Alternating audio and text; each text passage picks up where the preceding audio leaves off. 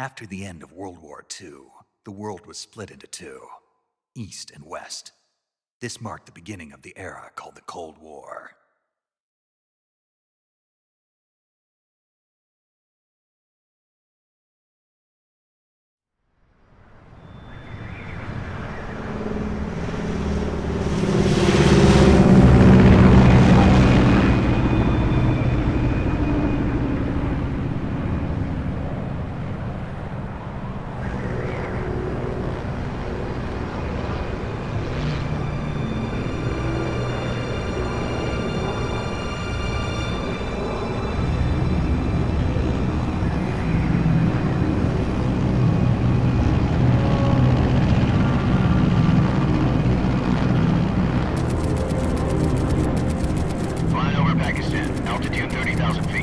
Approaching Soviet airspace.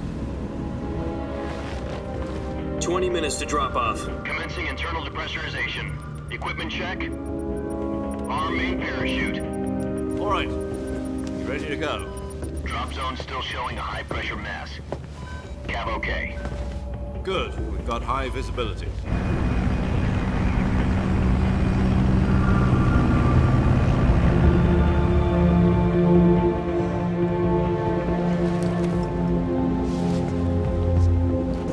Put out that cigar.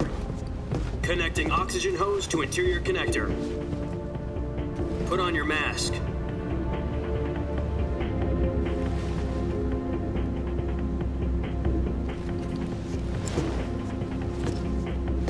Does this panty waste know what he's doing? Approaching release point. 10 minutes to drop off. Hey, are you deaf? He said put out the cigar and put on your mask.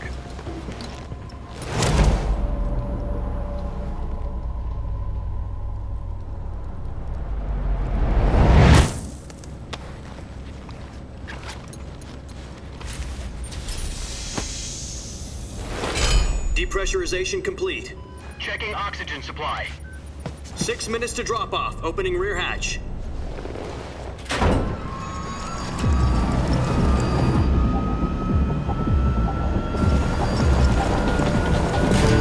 Sunrise.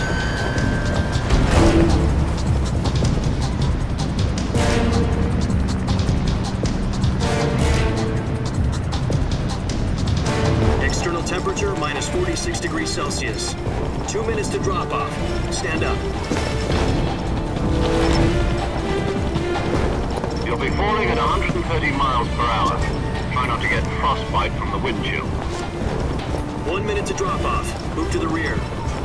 Activate bailout bottle. This is one for the history books. The world's first halo jump. 10 seconds to drop off. Stand by. Status okay. All green. Prepare for drop off. Countdown. 5, 4, 3, 2, 1. Spread your wings And fly. God be with you.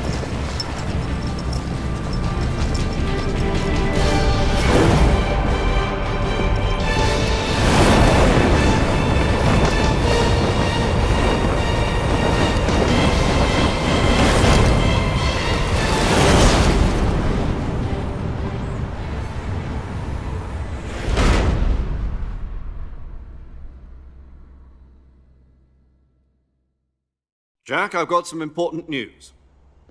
The head of the CIA has finally given us the green light for the virtuous mission. Virtual mission? No, the virtuous mission. The future of our Fox unit depends on it. If it succeeds, we'll be officially organized into a unit. Virtuous mission? Sounds like some kind of initiation ritual. You know, don't get cocky. This isn't a training op. Right. So what exactly is this wonderful mission? Well, about 2 years ago, a certain Soviet scientist requested asylum in the West through one of our moles. His name is Nikolai Stepanovich Sokolov. He's head of the OKB 754 Design Bureau, one of the Soviets' top-secret weapon research facilities, and the East's foremost expert on weapons development. Sokolov? Isn't he that famous rocket scientist? The very same. On April the 12th, 1961, the Soviets achieved the first manned spaceflight in history. The Earth was blue, but there was no God. Well spoken. The rocket that carried Yuri Gagarin to orbit was the A-1, known as the Vostok rocket. Sokolov is said to be the man most responsible for the multi-engine cluster used in that rocket. After Gagarin's flight, Sokolov left rocket development to become the head of the newly established Design Bureau. From a lowly technician to head of a design bureau, that's quite a success story, so why do you want to defect? It seems he'd become afraid of his own creations. Afraid? Call it a crisis of conscience. And for that, he left his country and his family behind and went over the fence? Not exactly. One of his conditions was that his family was also to be taken safely to the west. We used a mole to get the family out first and succeeded in sneaking Sokolov over the Berlin Wall shortly afterwards. I was the one who conducted the operation. The security on the eastern side was still full of holes back then. Then what? We got Sokolov over in one piece, but the whole ordeal had left him exhausted, and we checked him into a hospital in West Berlin. It took him 2 weeks and more than 600 miles to get from the research facility in the Soviet Union to Berlin. He was in no condition to say anything coherent. And it was only a week later that we had something much bigger on our hands. The Cuban Missile Crisis. October the 16th, 1962, President Kennedy received word that the Soviets were in the process of deploying intermediate-range ballistic missiles in Cuba. The President demanded that the Soviets dismantle and remove the missiles. At the same time, he announced a naval blockade to prevent further missile shipments from reaching Cuba. But the Soviets didn't back down, instead placing their armed forces on secondary alert. Soviet transport ships carrying missiles continued on course towards Cuba. US and Soviet forces went on alert for an all-out nuclear war. Frantic negotiations were conducted through the UN's Emergency Security Council and unofficial channels to end the hair-trigger standoff. Finally, on October the 28th, the Soviet Union agreed to remove its missiles from Cuba, and so the world avoided a nuclear holocaust. But in order to get the Soviets to pull their missiles out, we had to make a deal. You mean the one where the US agreed to remove its IRBMs from Turkey? No. The Jupiter IRBMs deployed in Turkey were obsolete, and we were going to get rid of them anyway. They had no strategic value whatsoever to either the US or the Russians. The Turkey deal was a ruse, a cover story that was fed to the other intelligence agencies around the world. So what did the Russians really want? Sokolov. They wanted us to return Sokolov. You mean the Soviets pulled out of Cuba just to get their hands on Sokolov? That's right. What the hell was he working on? At the time, we had no idea. We were running out of time. It was either give up Sokolov or risk full-scale nuclear war. In the end, we had no choice. President Kennedy gave in to Khrushchev's demand. The next day, I got Sokolov out of the hospital, handing him over to agents on the eastern side. Sokolov kept on screaming, "Save me," until he disappeared from my sight. Then a month ago, we received some new information from one of our moles. About Sokolov? Yes. He was taken back to the research facility and forced to continue working on the weapon in question under KGB supervision. What's more, it's on the verge of completion. So what kind of weapon is it? Something to do with space rockets? No, missiles. Same technology. I guess you're right. We don't know the details, but it appears to be a new kind of nuclear device. For half a year now, the Soviets have been conducting frequent nuclear tests at Semipalatinsk. Something to do with the weapon, I assume. We're talking about a secret weapon so big that Khrushchev was ready to pull out of Cuba to get it back. Is Sokolov still in the facility? No. According to our intelligence, he's in Selinoyarsk, a place in the mountains about 3 miles to the west that's known as the Virgin Cliffs. The Virgin Cliffs. Nice name for a virtuous mission. They moved him there just recently. Why? Apparently, they're conducting a field test of the weapon, but it's our best chance to get him back. This mission would never have been possible if he was still in the research facility. This is our last chance. Sokolov must have known that too when he contacted us.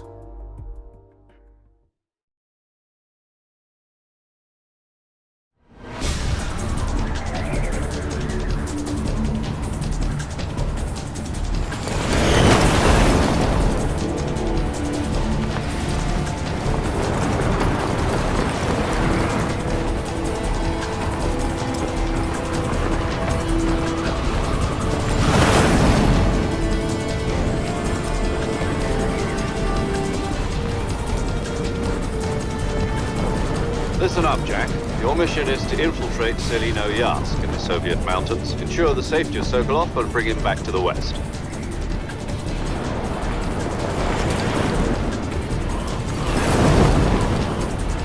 If we don't get Sokolov back before that weapon is complete, we'll be facing a major crisis. The clock is ticking.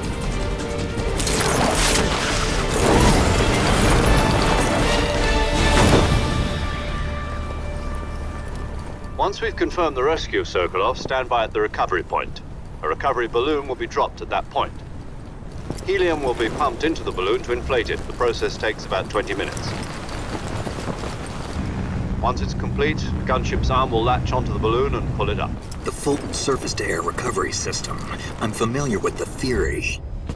Take it easy. It's been combat proven. Do you think Sokolov is up to it?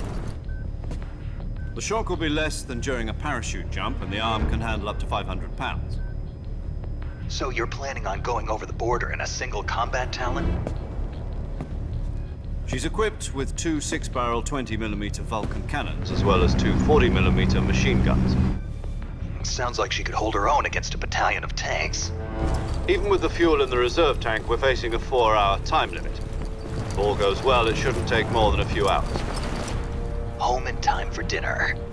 But if anything goes wrong, you'll be eating dinner, breakfast, and all the rest of your meals in the jungle.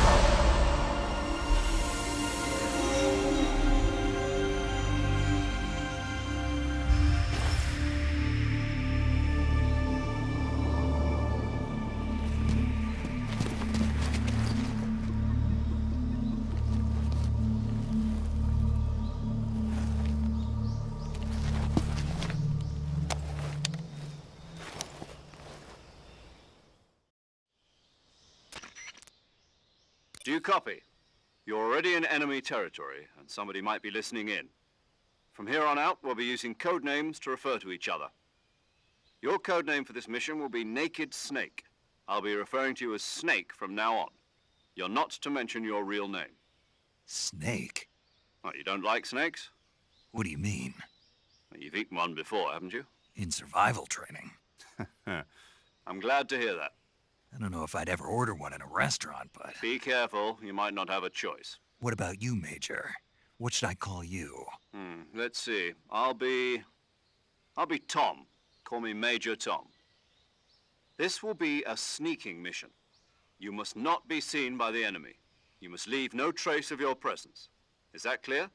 This kind of infiltration is the Fox unit's speciality. In other words, weapons and equipment are procured on site. That goes for food as well. You're completely naked, just as your name implies. Great. Now I see why you asked me if I like snakes. I suppose calling me Snake was your idea of a joke, too. No. There's a good reason for that. I'll tell you later when the time is right. Gotcha. Getting back to the subject, how exactly am I supposed to feed myself? You've been issued a knife and a tranquilizer gun. Use them to hunt for food. You'll also find some medical supplies in your backpack. Yeah, about the backpack. I lost it in a tree on the way down. I see. Well, you'd better go back and get it then. You know where it is? No problem. I can see it from here. It's stuck on a branch. To climb a tree, stand in front of a tree that's covered in ivy and press the action button. I'll be monitoring your progress over the radio. We can't risk violating Soviet airspace, but I'll be in the gunship. My frequency is 140.85. I'll give you a call if I need to talk to you. If you need to talk to me, use the send function. Okay, Snake, go get your backpack.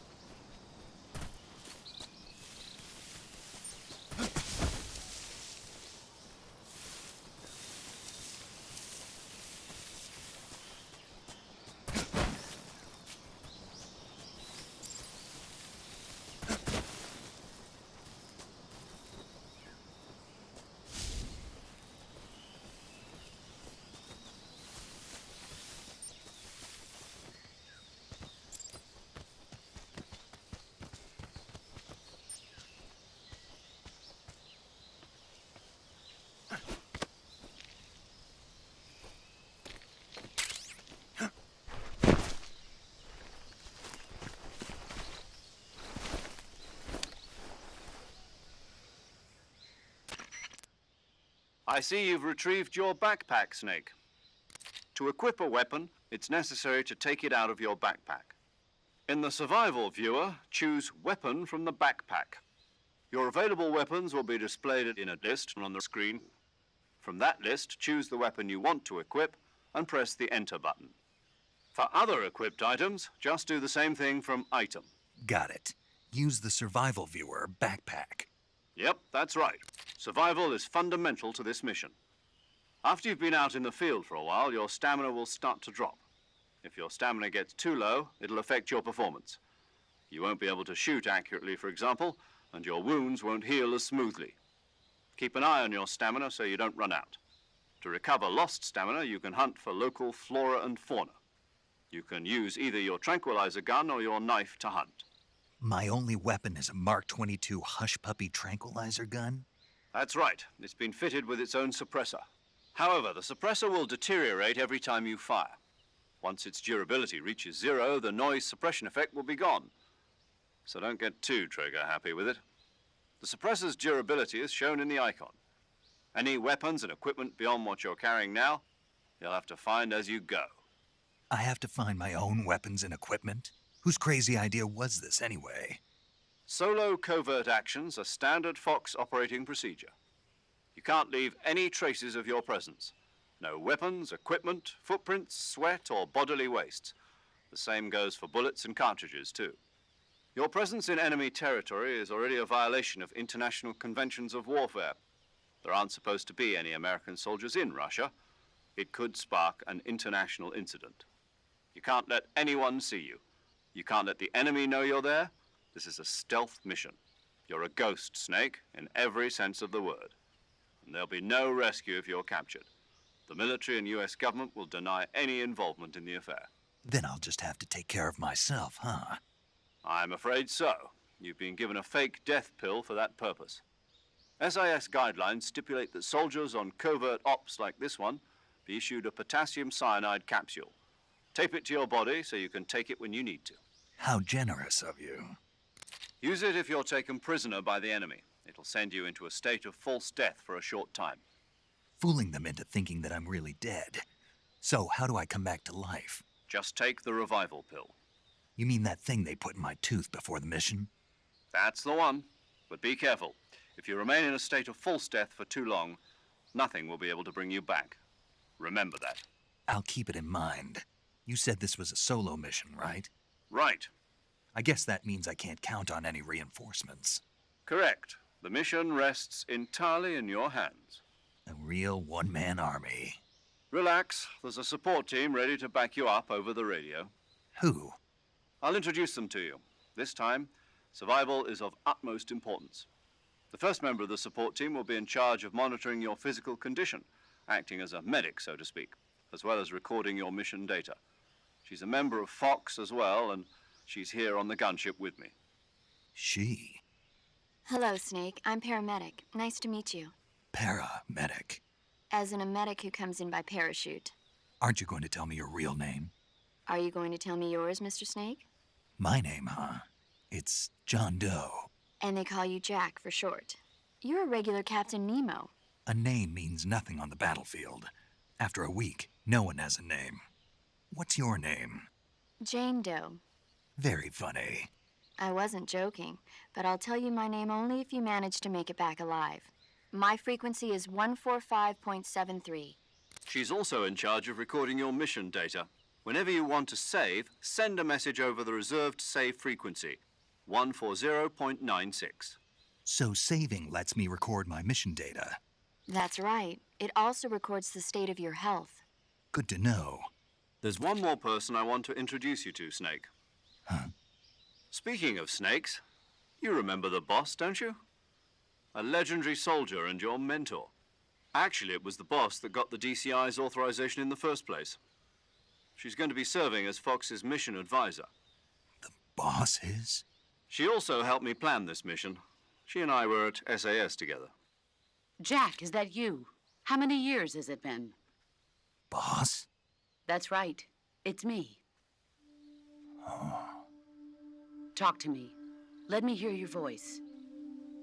It's been 5 years, 72 days, and 18 hours. You've lost weight. You can tell just by the sound of my voice. Of course I can. I know all about you. Really? Well, I don't know anything about you.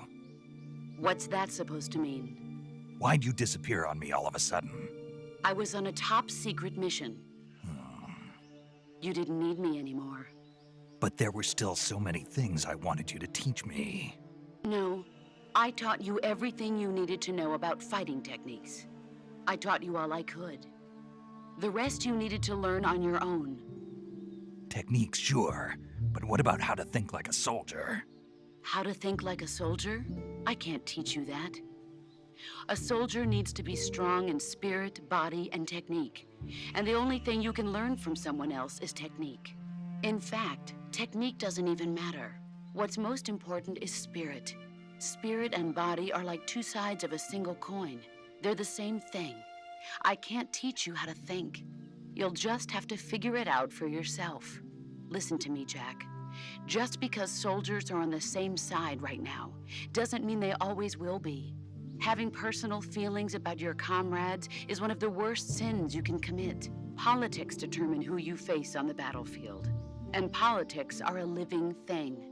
They change along with the times.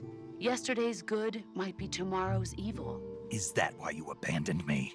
No, it had nothing to do with you. I already told you, Jack. I was on a top secret mission. A soldier has to follow whatever orders he's given. It's not his place to question why. But you're looking for a reason to fight. You're a natural-born fighter, but you're not quite a soldier. A soldier is a political tool, nothing more.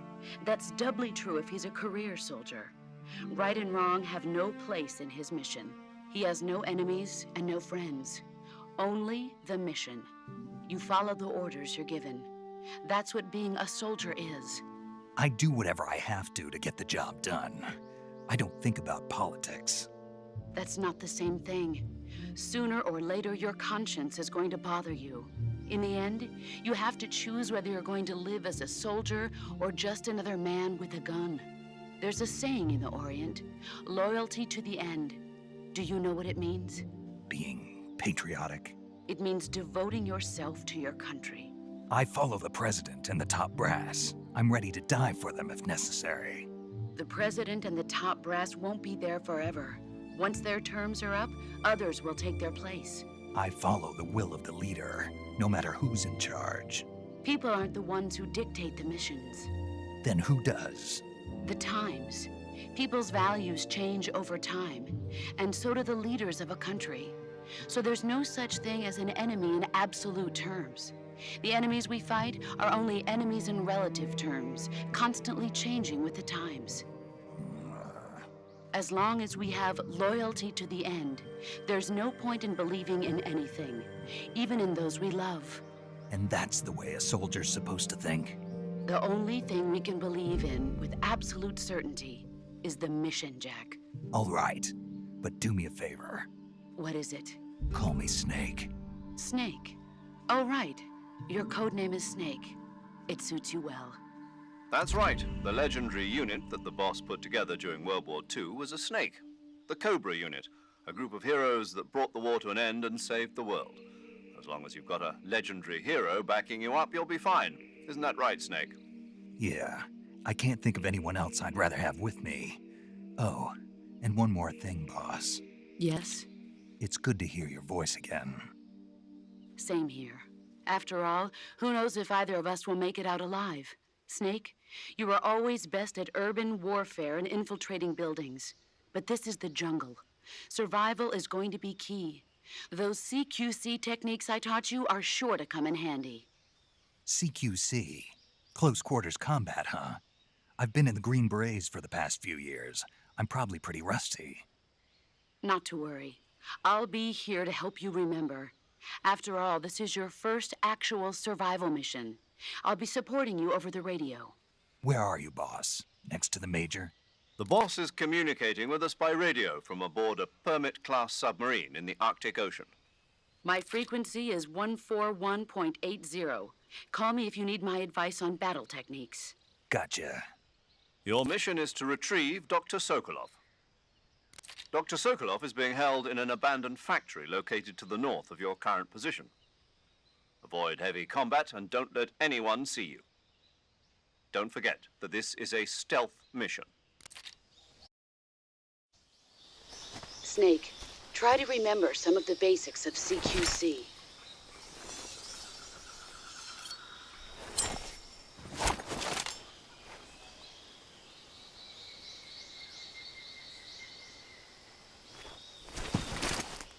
Commencing virtuous mission now.